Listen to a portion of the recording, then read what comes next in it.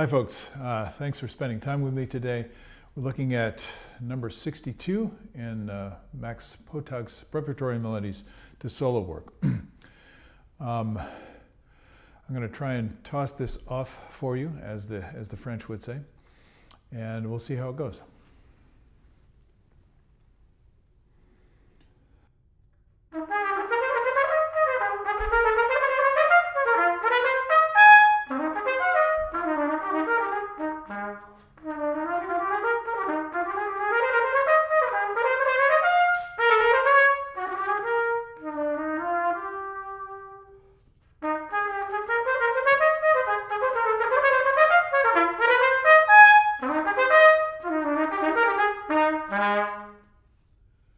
Wow, that one goes by quickly. It says presto, so it's very fast tempo, and it just feels a little slippery to me. So I think most of you teachers out there would say, well, just play it slower.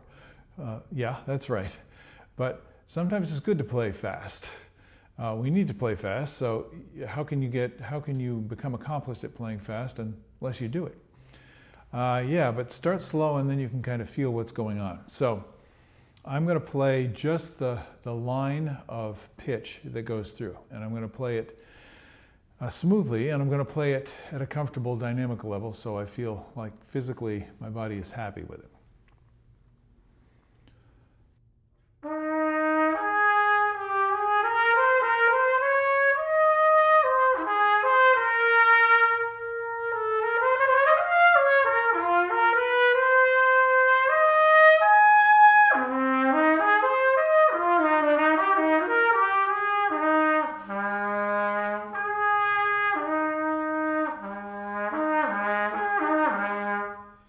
So what I'm working on is the essentials of sound production on the trumpet. And this is sometimes the hardest thing. I need to keep continuous flow. I need to keep continuous vibration.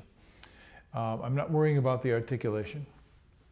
Once I feel like I'm balanced and I'm not holding on to anything, then I might start adding the articulation. But for now, I still feel like I'm not flowing very well. I'm going to play the second part and just try and flow a little bit more comfortably.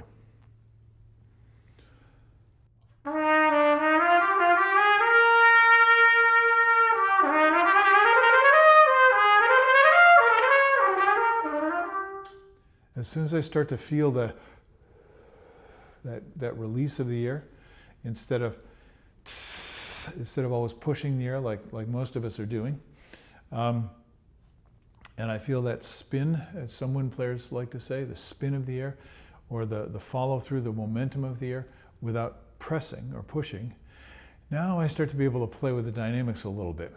And he's got it marked mezzo piano and crescendo up to mezzo forte, and then up to accented above the staff, another crescendo, down, down, down, mezzo piano, piano, pianissimo, and then back to the beginning again. But when I have my basic sound production, then it starts to feel like, oh, I can do this. Now, the second half, the più moto, a little faster, more motion, is that you're already playing presto, so now you're even going faster. So once it starts to feel comfortable, then I know you're a trumpet player, or maybe not. But if you are a trumpet player, then you say like, yeah, this is fun. Let me do this faster.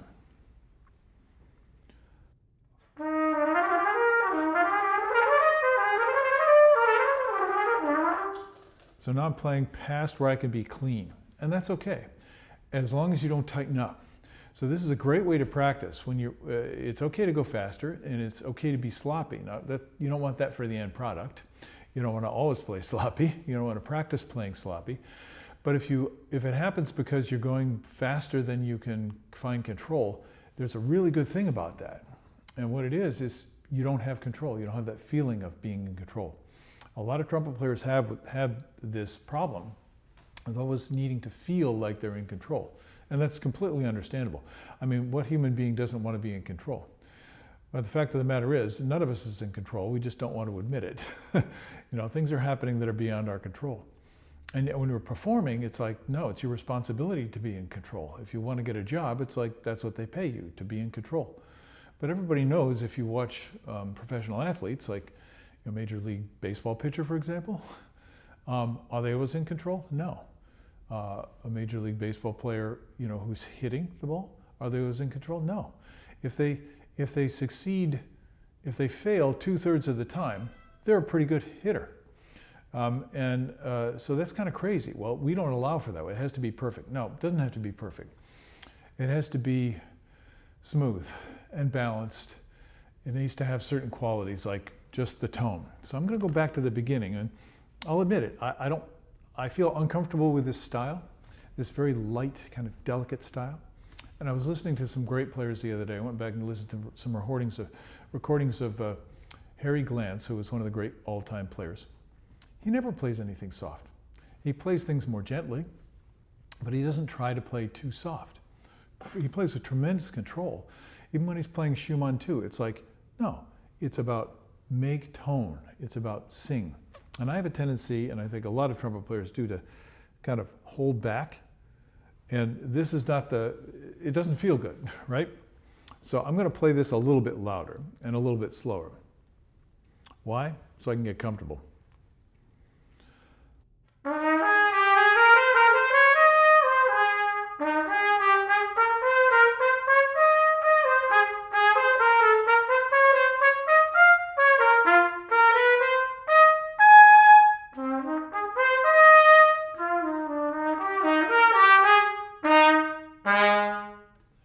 Okay, now I can get some more of the details in.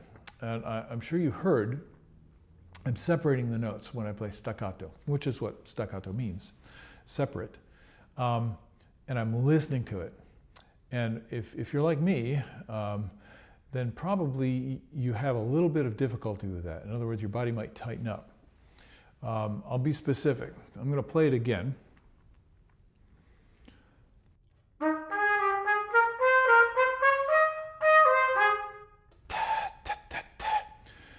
I could feel my throat was tight. I wasn't letting go. I didn't have control. And if something is out of balance, and I think this is why this style is hard for me. So what am I going to do about that? Oh, if I can just get the tongue out of the way and let go, so that I have a direct relationship between kind of the bellows going past my lip. If that's smooth and stable and steady, comfortable, dependable, then everything else starts to work. But as soon as my throat tightens up, I'm squeezing the air, and that's what I was doing. I'm gonna do something else that's a little bit odd. I'm gonna let it be as bad as it, a lot of times it is. I'm gonna let it be really bad and kind of play it that way on purpose.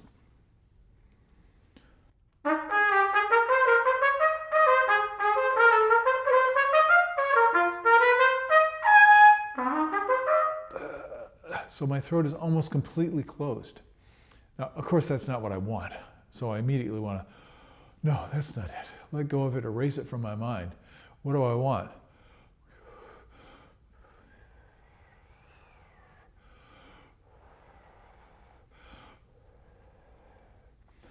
Smooth, gentle, easy flow.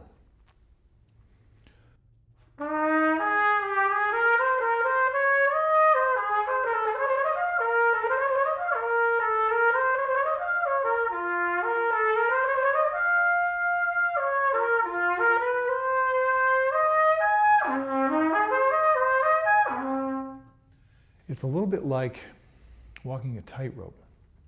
It's a balance thing. When I feel myself going out of balance, my natural tendency is to try and hold on. But when you're walking a tightrope, there's really nothing to hold on to, right? If you're fortunate and wise, you're carrying a very long pole. You carry that pole, right? And the weight and the momentum now can be balanced out. It's like a governor. You still have to balance. You're still not holding on to anything. You still could, but now it's easier to feel your balance. This is a good reason for playing a little bit louder, as long as you can do it while you're relaxed. So those are the kinds of things that I practice when I'm working on this. I want to have that separated attack with everything just as loose as if I were sustaining with that sense of balance. And that solves most of the problems for me. Now, it might take you a week to get it, a month, a year, or a number of years of consistent daily practice on this scale. So you're just releasing the air, not blocking the air and pushing. That's the main trumpet playing problem that we all have.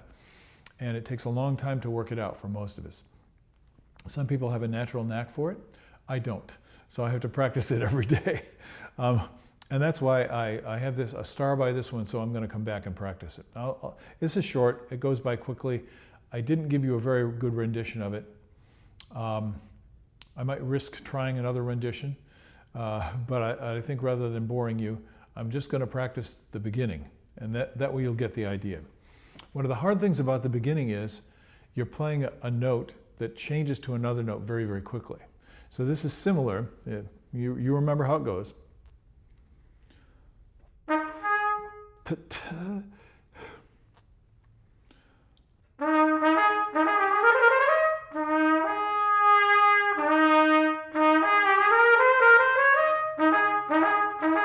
Now, most of us, when we do that, we're going or we're doing something to change the note that's more than what's needed. You want it to feel as if it's one note. So one way I practice this.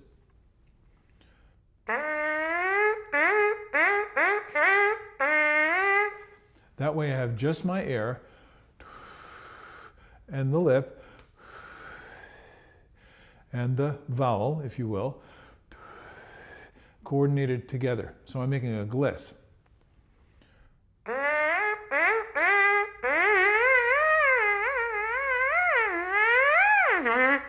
And that's what I'm trying to do. Now, when I play it on the trumpet, now it feels different. I'm getting something coming back at me, and I can't fight against that. I need to let that help me. It's a feeling of you're blowing against a little bit of resistance. Just meet it. It's like praying hands, right? Here's one hand, here's the other hand. You touch. You're not fighting. One is not trying to dominate the other. They're balanced, but there's a definite touch. That's the touch between the air and whatever resistance is there. If you create your own resistance at the lips, with the throat, with the tongue, by holding the air back in your body, all those things make it really, really difficult to find the balance. So the first step is just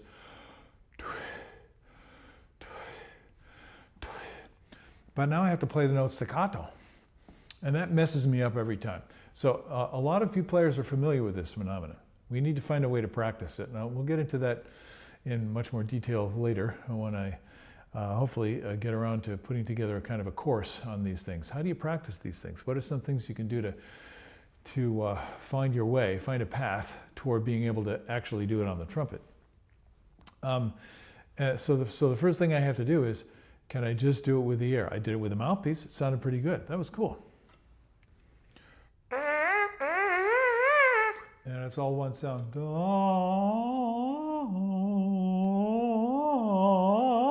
It's one continuous sound. But when I play this, there's my problem. How quick is my tongue? Some people have a very quick tongue. I don't. So I had to practice it.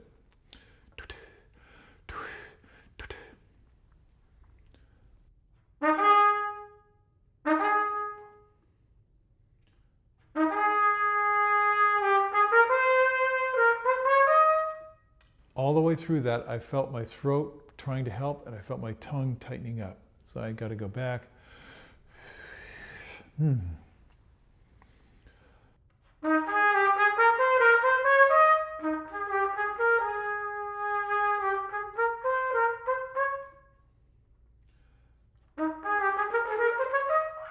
Oh, my throat.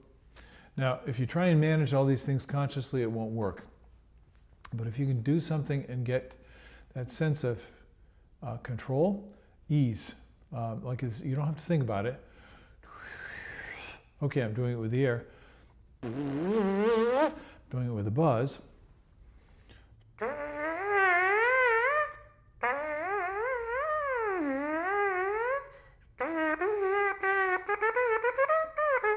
oh, so I'm getting into trouble when I articulate. And that's what I need to practice. So I'll let you go and practice that now. We'll get into some more detail later, but I hope some of these things have been useful to you. It takes a lot of work to figure out how to play the trumpet well, and I'm still in the process, and I've been doing it for over 60 years. Just keep at it. I guess that's the best advice I can give you.